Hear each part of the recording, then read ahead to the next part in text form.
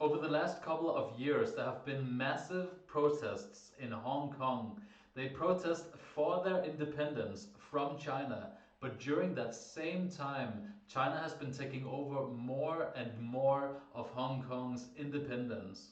Hong Kong lives under the saying one nation, two systems, and it's been that way ever since the Brits gave back control of Hong Kong to China.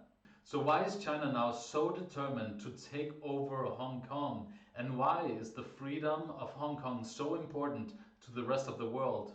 Well, in this video, we will take a look at that, the history of Hong Kong, and why exactly China is so desperately trying to gain control over the smallest state within the Greater China. If you're looking to understand the whole thing, you came to the right place. Stay with me, we begin right after the intro.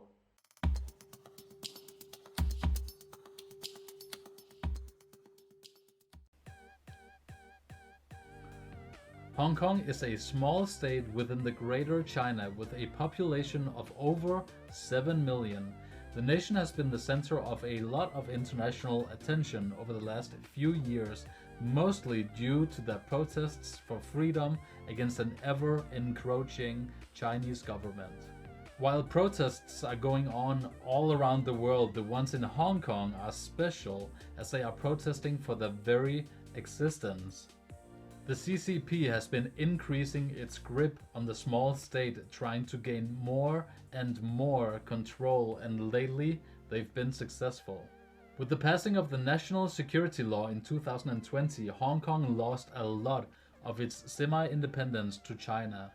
The new law would allow China to take over court cases within Hong Kong and would also allow the CCP to crack down on anyone protesting against the Chinese government. You see, China feels like Hong Kong is rightfully theirs, and even though they signed an agreement in 1997 to not interfere in the laws of Hong Kong, now that they took over, that is exactly what they're doing. So why does China feel like they should have complete control over Hong Kong?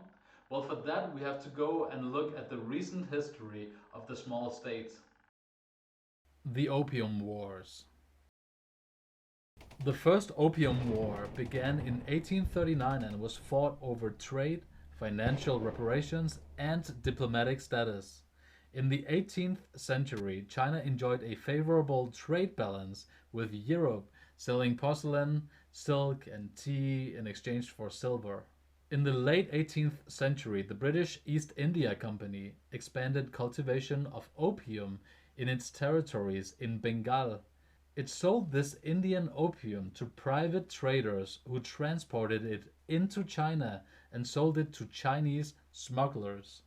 By 1787, the company was sending 4,000 chests of opium, each weighing 77 kilos or 150 pounds, to China every year. The Chinese Ye-King Emperor issued edicts making opium illegal in 1729 all the way up to 1831, but imports grew as smugglers found it handsomely profitable and shared their wealth with local officials. Seeing how the drug was beginning to corrupt the population, China decided to act and outright ban opium throughout all of China. This upset the Brits as all of their crates were confiscated in the process. Almost a full year passed before the British government decided in May 1840 to send troops to impose reparations for the economic losses of the British traders in Canton, including financial compensation and to guarantee future security for trade. In the ensuing conflict, the Royal Navy of Britain used its naval and gunnery power to inflict a series of decisive defeats on the Chinese Empire. The war was concluded by the Treaty of Nanking or Nanjing in 1842, the first of the treaties between China and Western powers. The treaty forced China to cede the Hong Kong island with surrounding smaller islands to the United Kingdom, and it established 5 other trading ports as well. Another treaty the following year gave the status of most favored nation to the British empire and added provisions for the Brits to stay in Hong Kong indefinitely. So, for a long time, the Brits actually controlled Hong Kong right in the middle of China. And as time went by, more and more people from all over the world began using Hong Kong as their main trading port in the South China Sea. So in 2017, the CIA, the Central Intelligence Agency in the United States, released a list of most profitable nations per year in both import and export. Hong Kong was in top 10 in both of these categories. So finally, in 1997, China regained control over Hong Kong, but the agreement signed had certain restrictions to it. China was to let Hong Kong live under the saying one nation, two systems. Hong Kong would keep their democracy and create their own laws. This resulted in the basic law, which you could say is Hong Kong's very own constitution. China would have the right to intervene anytime national security was involved, but was to otherwise let Hong Kong have their very own system. So this brings us up to today. Recently, China has been running a highly successful influence campaign into the Hong Kong judicial system. They're gaining more and more control. And of course, the people of Hong Kong wanted to stand up and protest against this. So China, in response to all of this, tried to pass a law that would make China able to extradite court cases from Hong Kong into China. This would make all the protesters afraid that if they were protesting in Hong Kong, which was legal, they could be extradited and their court case be taken to China, and then they would face a verdict in China. Alright, so back in 2018, when the first major protests began, China was unsuccessful, but now, with the passing of the national security law in 2020, they just gained that right. That effectively shuts down most freedoms in Hong Kong. Under the new national security law, new articles of terrorism was introduced into the law. The law states that vandalism against the state or transportation could be considered terrorism, and that terrorism could give you a lifetime in jail.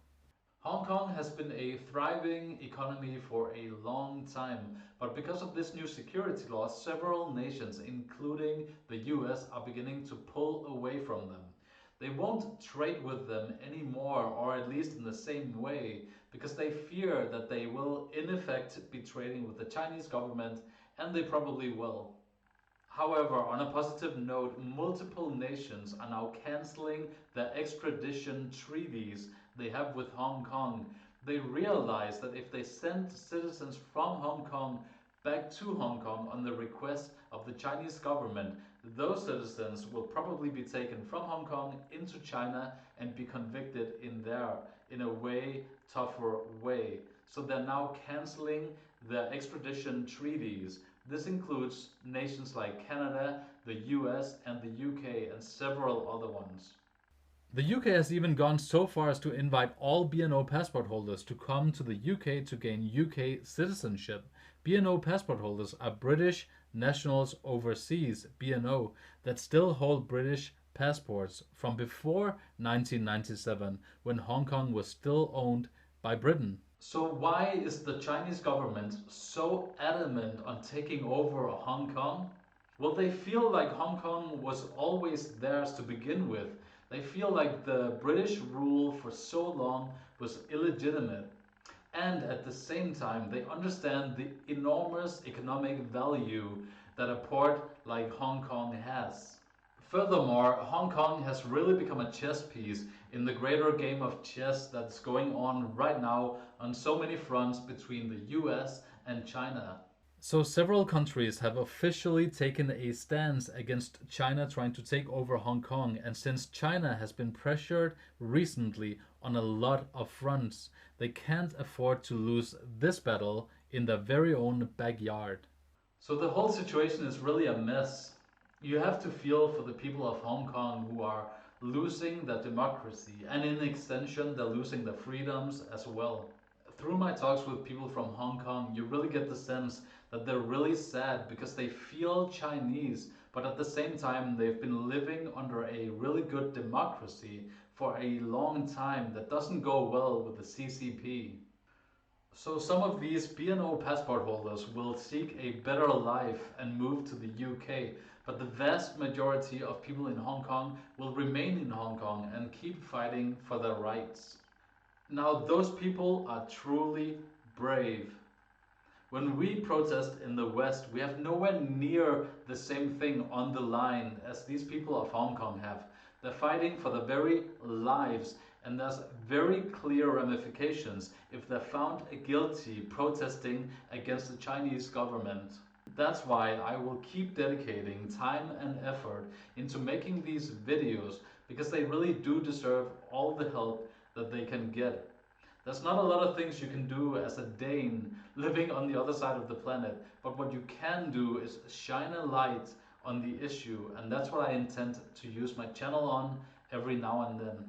Alright guys, I really hope this video helped you understand why Hong Kong is so contested these days. If you want me to keep focusing on this issue, please show support to my channel by giving me a subscribe and a like on this video.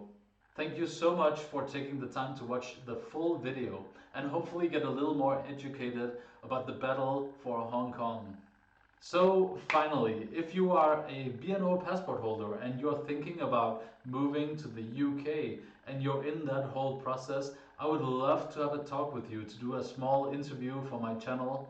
I've been doing a lot of these videos and I would love to meet someone over the internet. I was going to say in person, but over the internet, do a quick interview and hear how the whole process is like. And I'm sure there's a lot of people out there who are going through the same thing, who would like to hear from you also.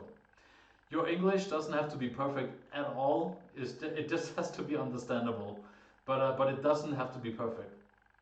So please, if you're interested, contact me and I'll drop my email in the comment section below. Make sure to pin it so you can find it right at the top. Thank you again, and God bless you all.